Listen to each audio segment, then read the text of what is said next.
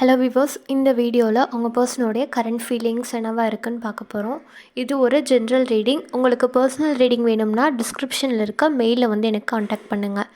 இது யாருக்கு ரெசனேட் ஆகுதோ அவங்க மட்டும் எடுத்துக்கோங்க, மற்றவங்க இதை வந்து விட்டுடலாம். ஓகே. தற்போதைய சூழ்நிலை பார்க்கும்போது உங்களுடைய பர்சன் வந்து இப்போ அலோனாக வந்து இருக்கிறாங்க. அதாவது உங்கள் கிட்டேருந்தும் விலகி நிற்கிறாங்க, தேர்ட் பர்சன் கிட்டேருந்தும் விலகி நிற்கிறாங்க. அவங்களுக்கு இந்த ஒரு சிச்சுவேஷன்லேருந்து வெளியில் வரணும். அதாவது நம்மளை வந்து ஒருத்தர் கண்ட்ரோல் பண்ணி வைக்கிறாங்க அப்படின்றத அவங்க வந்து புரிஞ்சுக்கிட்டாங்க. அதை புரிஞ்சுக்கிட்டு உங்ககிட்ட வரதுக்கும் அவங்களுக்கு மனசு வரமாட்டேங்குது. ஸோ 2 பேர்ட்டேருந்துமே விலகி நிற்கிறது நம்மளுடைய மைண்டுக்கு வந்து நல்லது அப்படின்னு சொல்லிட்டு 2 பேர்கிட்டேயுமே எந்த ஒரு கம்யூனிகேஷனும் இல்லாமல் விலகி நிற்கிறாங்க. முன்னெல்லாம் இவங்களுக்கு தனிமை வந்து ரொம்பவே கஷ்டமாக வந்து இருந்திருக்கும். இப்போது உங்ககிட்டேயும் ஒரு கம்யூனிகேஷன் கிடையாது, அந்த தேர்ட் பர்சன் கிட்டேயும் ஒரு கம்யூனிகேஷன் கிடையாது. அப்படின்றனாலேயே இவங்க 2 பேர்கிட்டையுமே இருந்து விலகி வந்து நிற்கிறாங்க. அதாவது உங்ககிட்ட பேசும்போதும் வந்து அந்த சண்டைகள் வந்து வரும், அண்ட் அவங்கக்கிட்ட பேசும்போது வந்து சண்டைகள் வந்து வரும். அப்படின்றனாலையோ எனக்கு மன நிம்மதி வேணும் அப்படின்றனால 2 பேர்கிட்டையுமே பெருசாக எதுவுமே வந்து பேசியிருக்க மாட்டாங்க. உங்கள்கிட்ட வந்து ரொம்ப நாள் வந்து நோ கான்டாக்ட் சுச்சுவேஷனில் தான் வந்து இருக்கிறாங்க. உங்களுடைய நபர் பயத்திலிருந்து வெளியில் வந்திருக்காங்க. ஸோ ஒருத்தர் வந்து தடுப்பு சுவர் வந்து போட்டுகிட்டே இருக்கிறாங்க. உங்களுடைய இந்த ரிலேஷன்ஷிப்பாக இருந்தாலும் சரி, அவங்களுடைய பர்சனல் லைஃபாக இருந்தாலும் சரி, அவங்களுக்கு பெரிய பிளாக்கேஜஸ் வந்து இருக்குது. ஸோ அவங்கக்கிட்டேருந்து இவங்க வெளியில் வர்றதுக்காக நிறைய விஷயங்கள் வந்து பண்ணிகிட்டே தான் வந்து இருக்கிறாங்க. நெக்ஸ்ட் மூவ் வந்து எடுத்துகிட்டே தான் வந்து இருக்கிறாங்க. இவங்களுடைய தற்போதைய எண்ணம் எப்படி இருக்குன்னு பார்க்குறப்போ எனக்கு 2 பேருமே வேணாம். அதாவது என்னுடைய ஃபேமிலியும் வேணாம், இந்த பர்சனும் வேணாம். ஸோ எனக்கு வந்து இப்போ நிம்மதி தான் வேணும் அப்படின்ற ஒரு மைண்ட் செட்டில் வந்து இருக்கிறாங்க. ஏன்னா பாஸ்ட்டில் வந்து இவங்க நிறைய ஸ்ட்ரகிள்ஸ் வந்து ஃபேஸ் பண்ணிடலாம். இவங்களுக்கு எது தேவையோ இவங்களுடைய மனசை அமைதிப்படுத்துகிற வகையில் இவங்க மெடிடேஷன் இந்த மாதிரிலாம் வந்து செஞ்சிட்ருக்குறாங்க. ஆனால் நீங்கள் இதுக்கு முன்னாடி நீங்கள் செஞ்சிட்ருக்க அந்த விஷயத்தெல்லாம் வந்து விட்டுருக்கீங்க. உங்களுடைய பர்சனல் லைஃப்பில் நீங்கள் கவனம் செலுத்தாமல் உங்களுடைய நபர் வருவாங்களா வரமாட்டாங்களான்னு நீங்கள் அதை பற்றி வந்து அதிகமாக யோசிச்சுட்ருக்குறீங்க. ஸோ இங்கே யூனிவர்ஸ் உங்களுக்கு கொடுக்கக்கூடிய கைடன்ஸ் என்ன அப்படின்னா, உங்களுடைய ஒர்க்கை நீங்கள் ப்ராப்பராக பார்க்கணும் அப்படின்றது இங்கே வந்து சொல்கிறாங்க.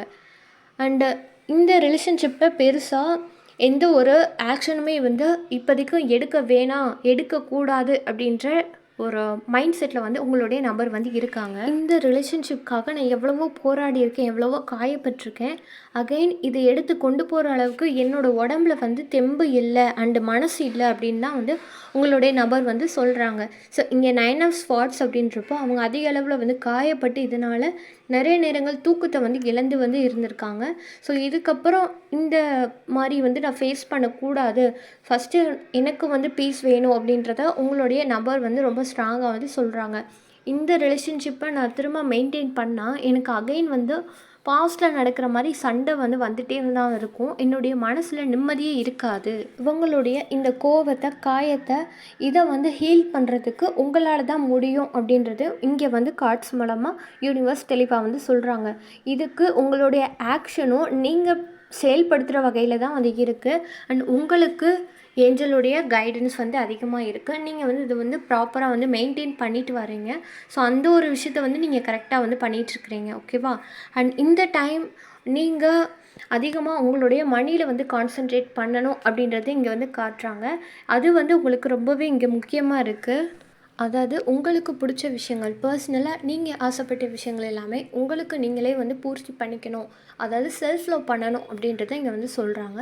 ஸோ நீங்கள் இதை கண்டினியூவாக பண்ணிகிட்டே வந்து இருக்கணும். ஏன்னா உங்களுடைய நபருடைய மனசுலேயும் வந்து ஒரு வெறுப்பு அப்படின்றது வந்து இருக்குது. அவங்களுடைய பர்சனல் லைஃப்பில் நீங்கள் வந்து ஒரு நெகட்டிவாக வந்து அவங்க வந்து ஃபீல் பண்ணலை. அவங்களுடைய பர்சனல் லைஃப்பில் எதுவுமே வந்து தனக்கு கொடுத்து வைக்கலை அப்படின்றத வந்து அவங்க வந்து உணர்கிறாங்க. அவங்க ஒரு வெறுமையில் வந்து இருக்காங்க. ஸோ இந்த டைம் நீங்கள் அவங்களுக்கு கால் பண்ணுறதோ, மெசேஜ் பண்ணுறதோ, ஏதோ சம்திங் வந்து பண்ணிங்க அப்படின்னா அது இன்னும் தான் வந்து அவங்களுக்கு எரிச்சலை வந்து ஏற்படுத்தும். ஸோ அது எதுவுமே நீங்கள் பண்ணாமல் அவங்கக்கிட்டேருந்து நீங்கள் விலகி நிற்கிறது வந்து நல்லது. அண்டு நான் உங்களுக்கு சொன்ன மாதிரி செல்ஃப் லவ் வந்து கண்டிப்பாக வந்து நீங்கள் வந்து பண்ணணும். அண்ட் உங்களுடைய டைமை வந்து நீங்கள் கான்சன்ட்ரேட் பண்ணணும். இந்த இடத்துல நீங்கள் மேனிஃபெஸ்டேஷன் பண்ணாலுமே வந்து அது வந்து ஒர்க் ஆகிறது வந்து கொஞ்சம் கஷ்டம்தான். ஏன் அப்படின்னா இங்கே வந்து பிளாக்கேஜஸ் வந்து இருக்குது. அது மட்டும் இல்லாமல் உங்களுடைய நபர் வந்து ஒரு ஈகோவான பர்சன். பக்கா செல்ஃபிஷ்ன்னு வந்து சொல்லலாம். ஸோ அவங்க சொல்கிறது தான் வந்து கேட்கணும் அந்த மாதிரி வந்து நினப்பாங்க. அவங்களுக்கு உங்களுடைய தாட்ஸ் வந்தாலுமே வந்து அதை வந்து கம்ப்ளீட்டாக வந்து ஹைட் பண்ணுவாங்க. எதுவுமே வந்து உங்ககிட்ட வந்து ஓப்பனாக வந்து சொல்ல மாட்டாங்க. ஸோ இப்போ நீங்கள் மேனிஃபெஸ்டேஷன் பண்ணாலுமே அவங்களுடைய மனசு வந்து எப்படின்னா வேணாம் வேணாம் அந்த மாதிரி சொல்லி அவங்கள வந்து மாற்றிக்கிட்டே தான் வந்து இருக்கும். ஸோ அதனால் இந்த இடத்துல நீங்கள் பிளாக்கேஜஸ் ரிமூவ் பண்ணுறது ரொம்பவே நல்லது. உங்களுக்கு தெரியும் உங்களுடைய ரிலேஷன்ஷிப்பில் வந்து எது வந்து பிளாக்கேஜஸாக இருக்குது அப்படின்றது வந்து தெரியும். உங்கள் மனசில் அதிகளவில் எதிர்பார்ப்போட முன்னாடி வந்து இருந்திருப்பீங்க. ஒரு ஸ்டேஜுக்கு மேலே ஸோ அது எப்போ வந்தாலும் எனக்கு வந்து ஓகே அப்படின்ற மைண்ட் செட்டுக்கு வந்து நீங்கள் மாறியிருப்பீங்க. அண்டு நீங்கள் ரொம்பவே டோட்டலாக ஐசோலேட் ஆகி வந்து இருப்பீங்க. இதை நினச்சி உங்களுக்கு மற்றவங்க கிட்ட ஒரு பேசுகிறதோ கூடி இருக்கிறதோ வெளியில் போயிட்டு வர்றதோ எதுவுமே வந்து உங்களுக்கு வந்து பிடிக்காமல் வந்து இருக்கும். டோட்டலாக நீங்கள் வந்து ஐசோலேட் ஆகியிருப்பீங்க. அண்ட் இப்போ வந்து என்ன சொல்கிறாங்க அப்படின்னா நீங்கள் எல்லாருக்கிட்டையும் பழக ஆரம்பிச்சிருக்கீங்க அப்படின்றது சொல்கிறாங்க. இது வந்து உங்களுக்கு ரொம்பவே நல்லது. இல்லை நான் தனிமையில் தான் இருக்கேன் அப்படின்னா தயவு செஞ்சு நீங்கள் ஏதாவது ட்ரிப் போயிட்டு வருது ஃப்ரெண்ட்ஸ் கூட டைம் ஸ்பெண்ட் பண்ணுறது அந்த மாதிரி வந்து பண்ணுங்கள். ஏன்னா இந்த இடத்துல நீங்கள் தான் வந்து அதிகமாக வந்து லாக் ஆகிருக்கீங்க. உங்களுடைய நபர் அதில் இருந்து எப்படி வெளியில் வரணும் அப்படின்றத தெரிஞ்சுக்கிட்டாங்க. நீங்கள் தான் இன்னும் வந்து லாக் ஆகிட்ருக்கீங்க. உங்களுடைய பிளாக்கேஜஸ் என்ன அப்படின்றத பார்த்துட்டு நீங்கள் அதை வந்து ரிமூவ் பண்ணிவிட்டு மேனிஃபெஸ்டேஷன் பண்ணிங்க அப்படின்னா தாராளமாக இங்கே வந்து ஒர்க் ஆகும். இங்கே பாருங்கள் ஏஸ் ஆஃப் கப்ஸு.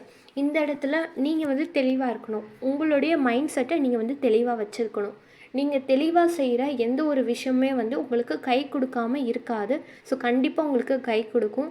அதனால் செய்கிற விஷயத்த நீங்கள் வந்து தெளிவாக முழு நம்பிக்கையோடு வந்து செய்யணும். இந்த ரிலேஷன்ஷிப்பு உங்களுடைய கைகளில் தான் வந்து இருக்குது. உங்களுடைய மனசில் முழுமையாக இது வேணும் அப்படின்னு நினச்சா எப்படியாவது இதை வந்து மீட்டு எடுத்து கொண்டு வந்துடலாம். அண்ட் உங்களுடைய மனசே வந்து டபுள் மைண்டடாக இருக்குது அப்படின்னா இது வந்து ரொம்பவே கஷ்டம். இந்த ரிலேஷன்ஷிப் வந்து எண்டாகிறதுக்கான வாய்ப்பு வந்து அதிகமாக வந்து இருக்குது. ஸோ முழுமையாக உங்களுக்கு வேணும் அப்படின்னா நீங்கள் பிளாக்கேஜஸை ரிமூவ் பண்ணிவிட்டு மேனிஃபெஸ்டேஷன் பண்ணுறது உங்களுடைய இந்த ரிலேஷன்ஷிப்பை காப்பாற்றிக்கிறதுக்கு ரொம்ப நல்லது. ஸோ இதான் உங்களுக்கான ரீடிங். இந்த வீடியோ ரெசனேட் ஆகுச்சுன்னா தேங்க்யூ யூனிவர்ஸ்ன்னு கமெண்ட் பண்ணுங்கள்.